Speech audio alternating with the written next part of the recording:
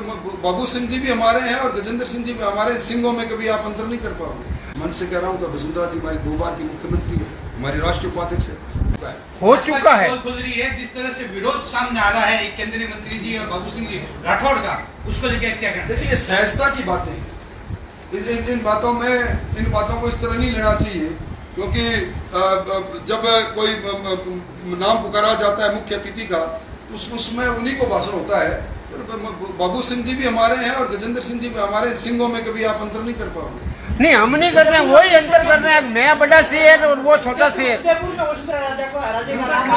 क्या राजेंद्र जी? अमित शाह ने भेजा उनको बोलने के लिए, क्या वजह रही? ये बरसात का मौसम था और खुद गृह मंत्री जी को जाने का उन्होंने कहा था कि मेरे को जल्दी जो अपनी बात को कहना है।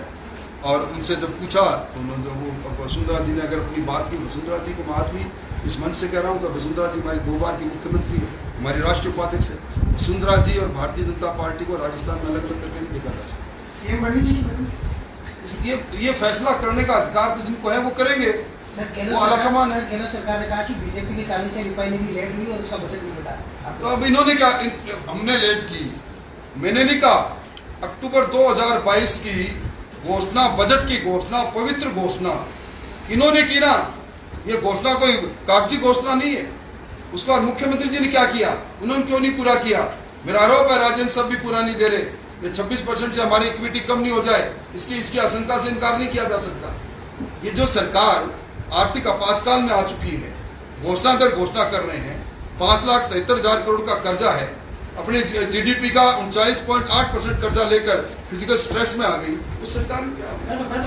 ठीक है, तो श्वेत पत्र कब जारी कर रही है बीजेपी? हम ब्लैक पेपर जारी करेंगे सरकार के काले कारनामों का। क्या 9 साल की केंद्र सरकार की उपलब्धि? सर, वर्तमान परिप्रेक्ष्य में जिस तरीके, एक मिनट सर, वर्तमान परिप्रेक्ष्य में जिस तरीके से राजनीति का सिनेरियो बीजेपी में चल रहा है, उसमें आप नहीं मानते कि अब गुटों में राजनीति होनी शुरू हो गई? नहीं, देखिए, आपने देखा होगा भारतीय जनता पार्टी में हमारा प्रदेश अध्यक्ष व्यक्ति नहीं इंस्टीट्यूशन होता है। सतीश पूनिया जी अध्यक्ष थे, उनके निर्देशन पर पूरी पार्टी चली। सीपी जोशी अध्यक्ष है, उनके निर्देशन पर पूरी पार्टी चली। भारतीय जनता पार्टी वर्ष पर्यंत काम करने वाली पार्टी है। नहीं सर, मेरा प्रश्न अलग था। पार्टी होगी राजस्थान के अंदर, जिसके पन्ना प्रमुख से लेकर, जिसकी बूथ कमेटियों से लेकर, जिसके मंडलों से लेकर हर जगह संगठन, और संगठन भी आप भी दौड़ में क्या? मैं बिल्कुल दौड़ में नहीं। गजेंद्र सिंह जी ने जो बात कही, हम आपस में बात कर रहे थे, विषय यह चल रहा था कि ईआरसीपी पर राजनीति अशोक गहलोत कब तक करेंगे। दौसा के अंदर देश के प्रधानमंत्री आए, उन्होंने कहा इंटरलिंक प्रोजेक्ट के अंदर हम ईआरसीपी को शामिल करना चाहते हैं। राजस्थान की सरकार उसके अंदर अपना प्रस्ताव भेजे और 46,000 करोड़ से ज़्यादा की राशि 90% केंद्र से आ रहा था। उन्होंने यही तो कहा कि सरकार, राजस्थान की सरकार रोड़ा बना अटका रही है, हमारी सरकार आएगी तो हम ईआरसीपी को सहजता से लागू कर देंगे। कमिटमेंट किया है, उनके इस बयान का स्वागत किया जाना चाहिए। आप कह रहे हैं राजस्थान में सर, उस बयान में ये कहा गया कि आप राजेंद्र राठौड़ का राज रहो। सर, इस राज में राज की बात क्या है? इसमें कोई राज की बात नहीं, राज को राज आपने फरमाया कि भाजपा की सरकार आ रही है राजस्थान में, कितनी सीटें आने की उम्मीद है आपको? देखिए, मैं दावे के साथ कह सकता हूँ कि मुख्यमंत्री जी का काम करने का तौर तरीका, पिछली बार इनके कार्यकाल में मुख्यमंत्री नंबर 1 थे। इन्होंने अपना सर्वे कराया, सर्वे करा के इन्होंने कहा मुख्यमंत्री नंबर 1 हूँ पूरे देश में। और जब गए तो 21 मेहमानों को छोड़कर गए। अगर उसमें 2 कम रह जाते तो प्रतिपक्ष का नेता का दर्जा भी नहीं मिल पाता। इस बार ये मैं नहीं कह रहा, ये इनके खुद के मंत्री कह रहे हैं कि एक फॉर्चूनर में जितनी सवारी आती है उतने घुमाएंगे। ये पहले मुख्यमंत्री, एक कमजोर मुख्यमंत्री मैंने आज तक नहीं देखा। मुख्यमंत्री को मंत्रिमंडल के सहयोगी कहे कि हमारी सरकार भ्रष्ट है, हमारी सरकार कमिश्नरों की सरकार है, फिर वही मंत्रिमंडल की बैठक में जाकर निर्णय करने में शामिल हो। कांग्रेस ने जो जनता को राहत दी है, भाजपा आएगी तो राहत रहेगी या जाएगी? हम वास्तविक राहत देंगे। हमें 3 महीने की राहत में विश्वास नहीं रखते। हम उसके आधार को मजबूत करके राहत देंगे, स्थायी राहत देंगे। हम ये नहीं कहते कि आज 100 यूनिट बिजली फ्री कर रहे हैं और उसके लिए डिस्कॉम के पक्ष को हम सब्सिडी नहीं दे रहे, हम वैसा काम नहीं करेंगे।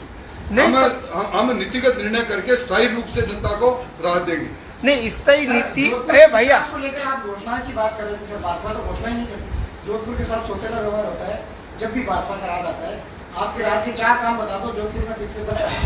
देखिए अब सवाल ये इस बातों से चलने वाला काम नहीं। एक सरकार अपने कार्यकाल को पूरा कर रही है। हमने क्या किया, हमने क्या नहीं किया, हमने 10 साल में क्या किया, इसका पैमाना जनता ने कर दिया। हम शासन से बात चले गए।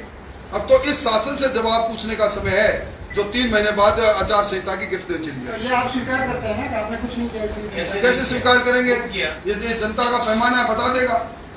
ये नहीं, वो ये पिछले जनता है, ये सब जानती है। ये पिछले वाला पैमाना अब काम आता तो पहले वाले उस चुनाव में काम आ जाता। अब वो पिछले आप ही कह रहे हो, उसको तो भूल जाओ। अब तो सिर्फ गहलोत सरकार की विफलताओं को लेकर ही चुनाव लड़ रहे हो ना।